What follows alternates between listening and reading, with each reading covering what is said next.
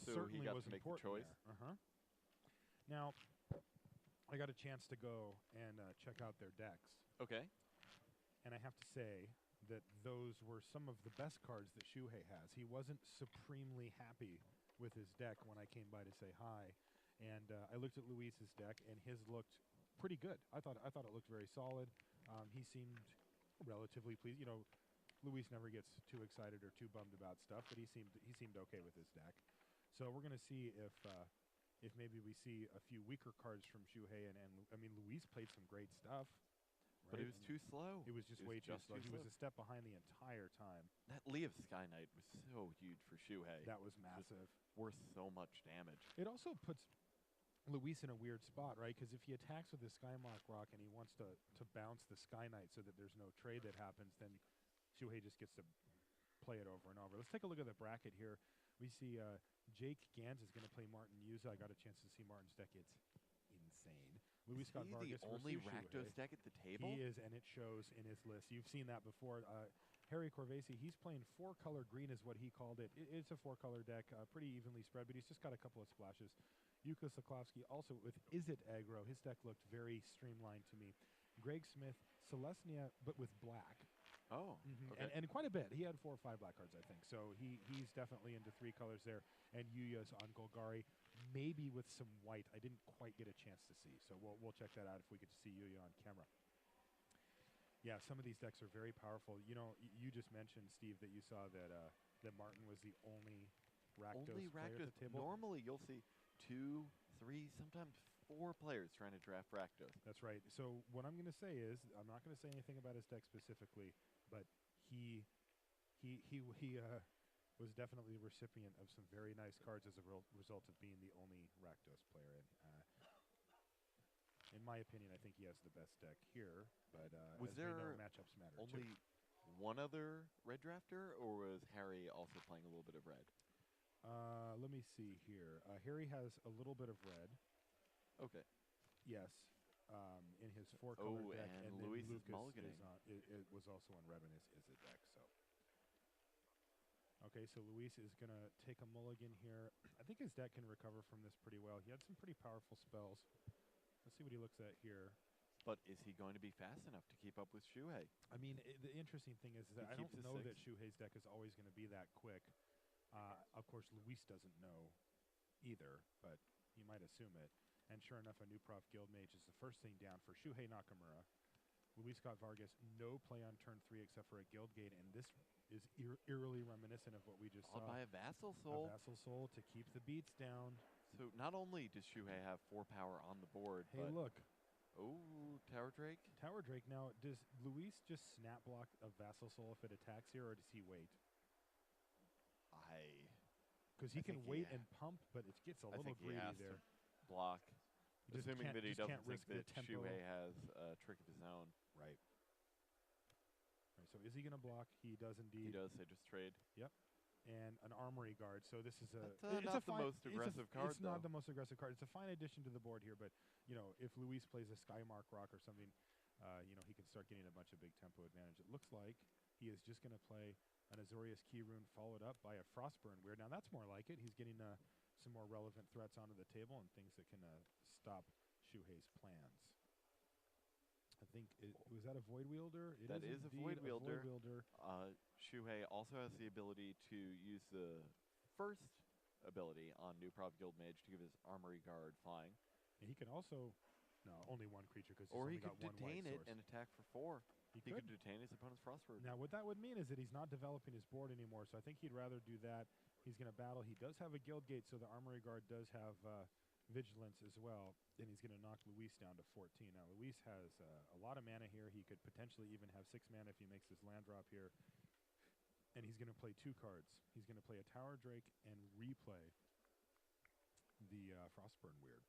So now we can see a Bluster Squall in Shuhei's hand. Ooh, so we know that he is going to be crafting this game around that card. Yeah, so between his New Prop Guild Mage to make sure that he has, which he's using right now, and attacking for 3, which Luis can't block. That's right. Now, that was Shuhei's entire turn. I don't think he has a land drop here. He passes it back to Luis. And again, Luis now has 6 mana and can do whatever he wants. He's going to battle with his Tower Drake here Every and just ship the turn back. Now, every Shuhei's, point that Shuhei chips away means so much when he has Bluster Squall in his hand. That's true, because he just needs to get to that critical mass of power on the table so that he can attack for lethal. All right, he's just going to battle with both of these. Now, Luis has 4 cards in hand, a bunch of stuff, and it looks like it's going to be a Skyline Predator. Does that resolve? I believe so. Oh. He's going to detain. All right, so this is going to get detained by the new Prov Guild Mage, and we're going to see a block from the Frostburn Weird, and Luis is only going to take 1 there. All right, Sitting so at 10, Shuhei has 5 damage, 5 power on board, but he can't really get through anymore. And it looks like Luis is going to stay as aggressive as he can here. He's going to get in for 4 damage. He's going to pass a turn with 4 mana up. So he's representing a whole bunch of things. Mainly a Hussar Patrol is something that you wouldn't be surprised to see if you're in Shuhei's right, we saw that in Game 1. That's right. No reason to think that he doesn't have it. All right, what is this? That is a Fairy Imposter, and he's going to use it to pick up his Void Wielder, recast it, and which one is he going to bounce? 6-drop is good, but it does have flash. But all right, so Luis he can't does get cast rid of this it. turn. And it looks like he just passes a turn back, but Luis does have the Hussar Patrol to use up his mana for the turn. Let's see what Luis has planned for this turn. He's now got a Shuhei now has a Fairy Imposter, and he can't really block the Tower Drake because Luis has white mana up, so he can pump it if he wants. So it looks like Luis has got a Void Wielder, and then he has, of course, the Skyline Predator in hand as well. And we also know that Luis has Dispel in his deck, so he could potentially use that to protect himself. But Shuhei has a Dispel of his own to help force through any instant that he might want to cast. Okay, so one quick update. Martin Yuza is up 1 game to nothing over Jake Gantz. I am not surprised to hear that. We see Shuhei just played a Celestia Sentry. Okay. He has 10 power on the board now. All right, so Luis on 10 life. That's right. So this is interesting because it doesn't look like that Sentry really does much on this board state, but in fact, Shuhei Nakamura actually has 4 mana for the Bluster Squall, and he can knock Luis out of this tournament right here if Luis doesn't have a way. Now, one of the things that we will notice here is that Luis has an Azorius Key Rune. But Shuhei has a new Prov Guild Mage that he could use to detain it. So while he would not get to tap every potential blocker that Luis has, Shuhei still has that Guild Mage. So he can only activate that to detain non-land permanents.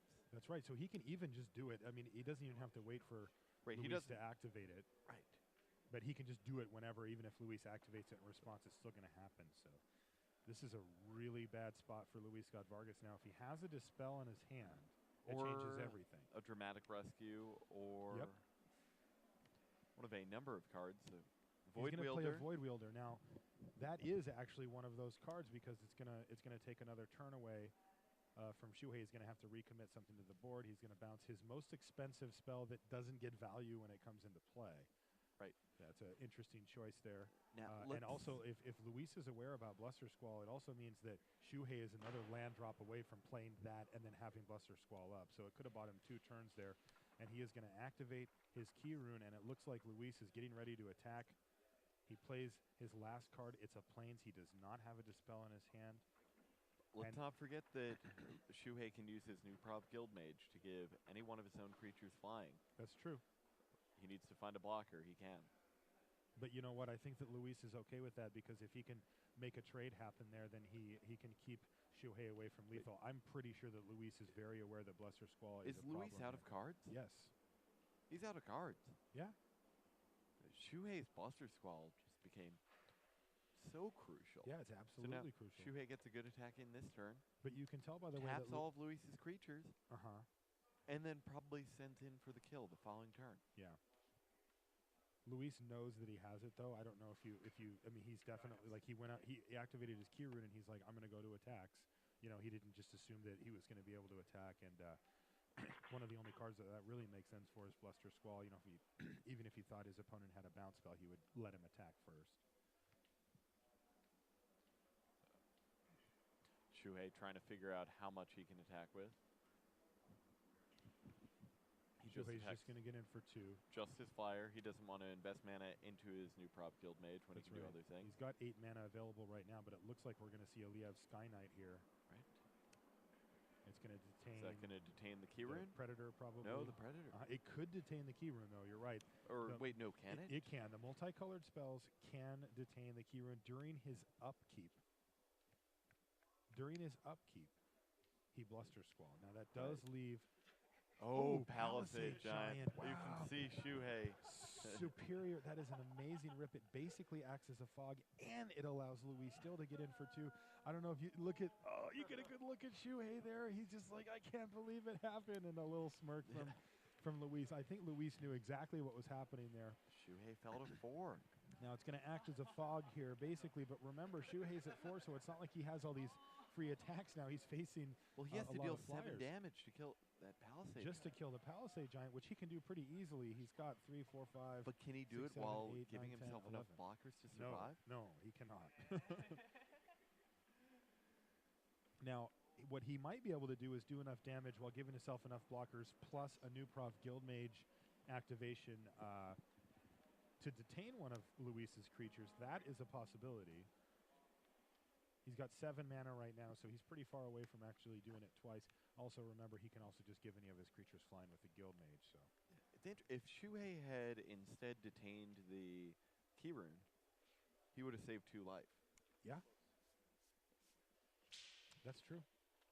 Wonder. It's possible that That might be relevant. Shuhei thought that Leo Sky Knight can only detain creatures. Yeah, that is absolutely true. It was something that I looked into, and basically the monocolored detained creatures can detain opponents' creatures, and the multicolored cards can detain non-land permanents. It's a quick little guide. Good rule of thumb. Yep.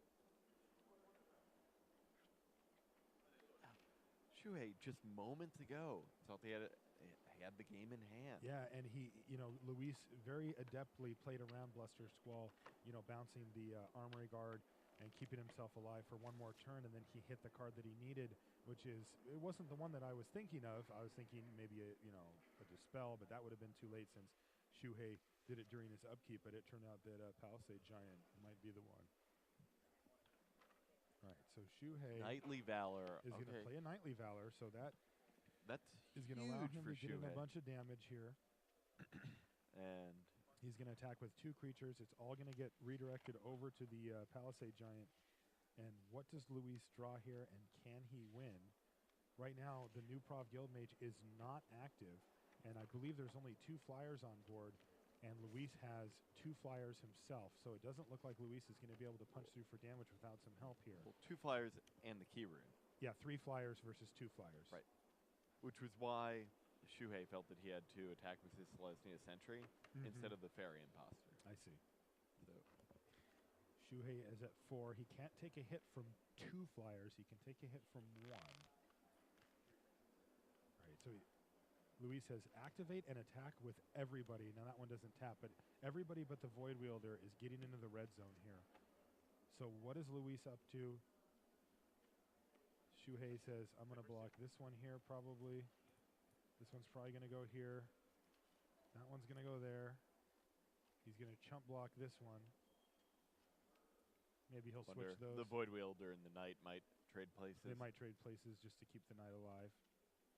At least make Luis spend a mana to kill it. No, he might put even more guys on it. He might even put his Guildmage in the path of danger here. If this is the case, then is Luis getting in for 3, and does that open up Swift Justice for the victory here? Now, Well, we know that Shuhei actually has a Dispel in his hand.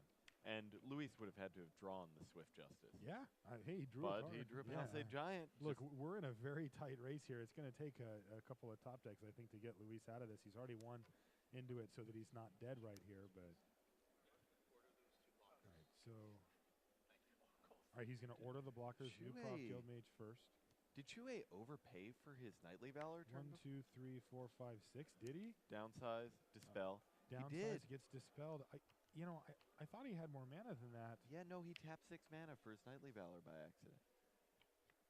Well, I guess he only needed the 1 mana up, but I mean, having the option of giving your guy flying seems well within reason as well. And Right. may have may have ultimately saved him the game.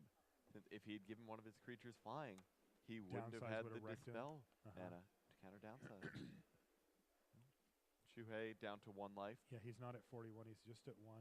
And we see an arrest. And Oh, he's and gonna that's the battle in, match. and Luis Scott Vargas extends the hand. Shuhei Nakamura, with a deck that he didn't even think was that good, is able to get by Luis Scott Vargas and advance to the semifinals of this Grand Prix. We're going to go over to the other match here. Yeah. So we have Greg Smith versus Yuya Watanabe. Greg Smith is on the left.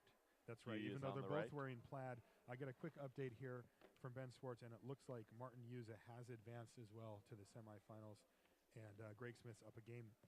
So excuse me, in the Yuza match that will we're watching play right now. against Shuhei in the semis. So Yuya looks like he's got a Dagger Drone Imp, and on the left side we see Greg Smith. Now, Greg actually does a podcast called East West Draftcast, so he is an avid limited player. This is his first top 8, and he is really excited. I got a chance to chat with him very much, so that's pretty cool for him. And he is battling hard here. It looks like he's got a Centaur's Herald in his graveyard. That's what made that Centaur, and he's got a Deadbridge Goliath, which is just massive. 8 power, 11 power by turn 5. Yeah, that is incredible, especially when And- his opponent has done almost nothing. He's got a Dagger Drone Imp, and we see his hands go up high. I'm assuming they're on his head right now. He could be really frustrated. I'm not sure what's going on. All right, he's going to look back at his hand, We see and a- he just simply says go. Now, we know, I know from having looked at the deck list that that Yuya is on Golgari Splash White, so he's down an entire color, and it looks like he's holding just a bunch of green cards potentially. All right, attack with everything. I think I saw a launch party in his hands. I do so see a he- launch party, so he can do the block and then launch party on the Deadbridge Goliath, but But he's that's taking a ton of damage here. He takes 3. His opponent still has just a monstrous board. Oh, and it doesn't. Rootborn Even. Defenses? Wow. Rootborn Defenses, and he gets to populate. He's going to make another Centaur. Oh. He's going to, Watanabe is going to take 8 damage here. He's going to go all the way down to 4, and Greg Smith looks like he is poised to topple a monster, and he extends the hand. wow. Greg Smith advances to the quarterfinals. Do we know Wow. if Greg Smith needed to win that match to earn his invitation to Pro Tour Gatecrash? That is my assumption, but I did not ask him specifically, but I do think that that is the case, yes.